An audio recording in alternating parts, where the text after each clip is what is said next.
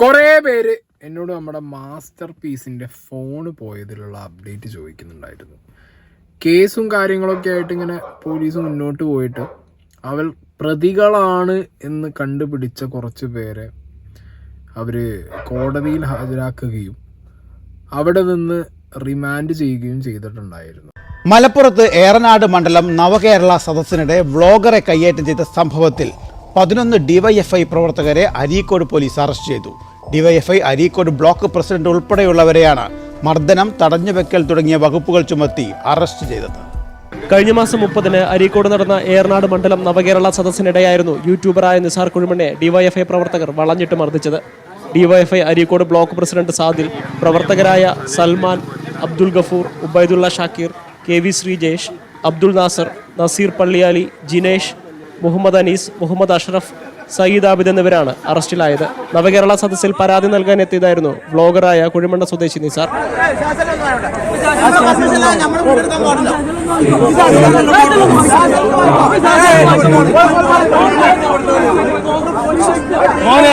നികുതി വർധനയിൽ പ്രതിഷേധിച്ച് സർക്കാരിനെ വിമർശിച്ച് നേരത്തെ ഇയാൾ വീഡിയോ പോസ്റ്റ് ചെയ്തിരുന്നു.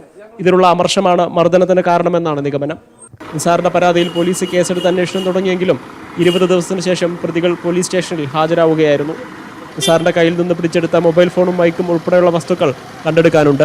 അപ്പോൾ റിമാൻഡിലായ വ്യക്തികളൊക്കെ എന്തോ ഇല്ല മറ്റേ സ്വാതന്ത്ര്യ സമരത്തിന് പോയി എന്തോ ധീരകൃത്യം ചെയ്ത പോലെയാണ് ബസ്സിൽ കൊട്ടിപ്പാടി, പോലീസ് ബസ്സിൽ പാട്ടും പാടി, അതൊക്കെ പാർട്ടി ഗ്രൂപ്പിലൊക്കെ ഇട്ടിട്ടാണ് ഇവർ പോയിട്ടുണ്ടായിരുന്നത്. തിരിച്ചിറങ്ങിയ സമയത്തും രക്തഹാരം ഇട്ട് പരിപ്പോടെ കൊടുത്തവരെ സ്വീകരിക്കാനും കുറേ ആളുകളൊക്കെ കണ്ടു.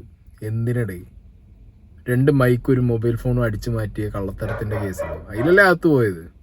രക്ഷാപ്രവർത്തനം പ്ലസ് 1 മൊബൈലും മൈക്കും അടിച്ചു മാറ്റി, കള്ളത്തരം. കൂട്ടത്തിലൊരു കള്ളനുണ്ട്, പെരുങ്കള്ളൻ. അപ്പം അവനെയും കൂടി മാലട്ട് സ്വീകരിക്കും. ഇതെല്ലാം ഇപ്പോൾ നടക്കുന്നത്. മാസ്റ്റർ പീസ് തന്നെ കൊടുത്തൊരു അപ്ഡേറ്റ് പോയിക്കോ. അപ്പോളേ നമ്മളെവിടെയാണ് ഇത്ര ദിവസം എന്നുള്ളത് ചോദിക്കുകയാണെങ്കിൽ ശരിക്കും ആകെ പ്രശ്നത്തിലാണ് കേട്ടോ. കാരണം നമ്മളെ മൊബൈൽ പോയതിന് ശേഷം ഒന്നും ചെയ്യാൻ പറ്റാത്ത അവസ്ഥയായി. കാരണം അതിലാണ് ഫുള്ള് ഫയലുകളുള്ളത്. അത് മാത്രമല്ല, ആ ഒരു മൊബൈലിൽ പോയാറെ 0 ആയി, എല്ലാ കോണ്ടാക്റ്റും പോയി.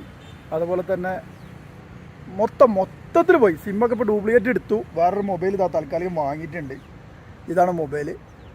അത് വെച്ചിട്ടിപ്പോൾ താൽക്കാലിക ഷൂട്ടിങ് തുടങ്ങിക്കൊണ്ടിരിക്കുകയാണ്. പിന്നെ ആ ഒരു മൊബൈൽ 40 Pro ആണ്. അതുപോലെ തന്നെ ഒരു മൈക്കും.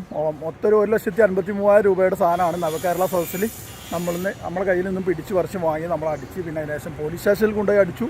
അതിനുശേഷം അതെല്ലാം കൂടെ കേസായി. പിന്നീട് അവരെന്നെ സ്വയം കീഴടങ്ങി. അതിനുശേഷം കോടതി കൊണ്ടുപോയി. കോടതി അവരെ റിമാൻഡ് ചെയ്ത് ജയിലിലടച്ചു. പിന്നീട് അവർക്ക് ജാമ്യം കിട്ടിയെന്ന് അറിയാൻ കഴിഞ്ഞു. പക്ഷേ അതൊന്നും നമ്മളെ സംബന്ധിച്ച് നമുക്ക് മൊബൈൽ കിട്ടാനുള്ളൊരു ഓപ്ഷനായി മാറിയിട്ടില്ല.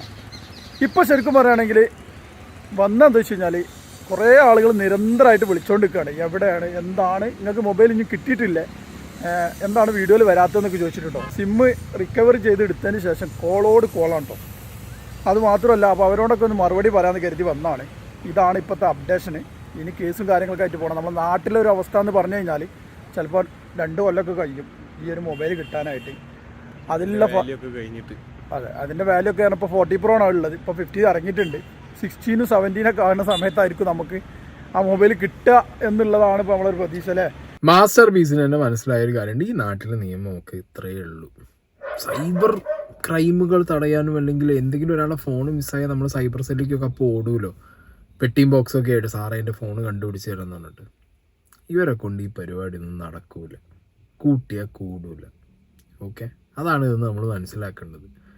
കുറേ വർഷങ്ങൾക്ക് ശേഷം ഇവരുടെ മൊബൈൽ കിട്ടിയാൽ, നോട്ട് ദ പോയിന്റ്, കിട്ടിയാൽ കാണാം. കിട്ടാനൊന്നും എങ്ങനെ കിട്ടും നിങ്ങളൊന്ന് ആലോചിച്ച് നോക്ക്. കുടിക്കില്ല എന്ന് ഒരു പാർട്ടിയിലെ ഒരു കള്ളൻ തീരുമാനിച്ചു കഴിഞ്ഞാൽ പിന്നെ സാധനം കിട്ടുമോ? കിട്ടില്ലല്ലോ. പാർട്ടിക്കാരോടാണ് പറയാനുള്ളത്, സൂക്ഷിച്ചോ. കൂട്ടത്തിലുള്ള കള്ളം നിങ്ങളെ ഫോണും സാധനങ്ങളും അടിച്ചു മാറ്റാതിരുന്നാൽ നിങ്ങൾക്ക് നല്ലത്.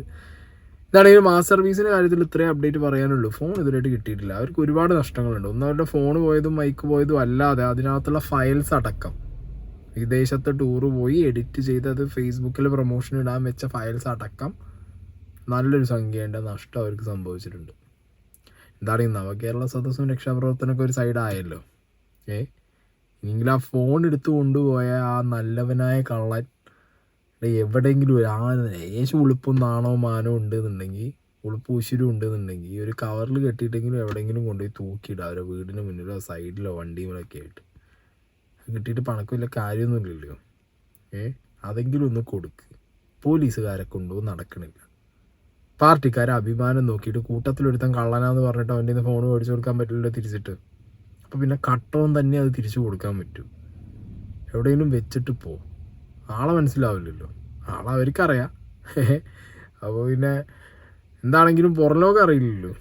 അങ്ങനെ അടുത്ത് തീർന്നു കിട്ടും. എന്തിനാണ് ഈ ഉപദ്രവിക്കുന്നത്? വല്ലോൻ്റെയും മുതൽ വെച്ചിരുന്നിട്ട് വല്ലതും കിട്ടാനുണ്ടാവും. ചിലപ്പോൾ വല്ലോൻ്റെയും മുതൽ തലയ്ക്കും പുറത്തോ അല്ലെങ്കിൽ വീട്ടിലോ വെച്ചിരിക്കുമ്പോൾ മൊബൈൽ ഒന്നാ പൊട്ടിത്തെറിക്കും ചിലപ്പോൾ. കട്ട് കൊടുത്താൽ അതാണ് പ്രശ്നം.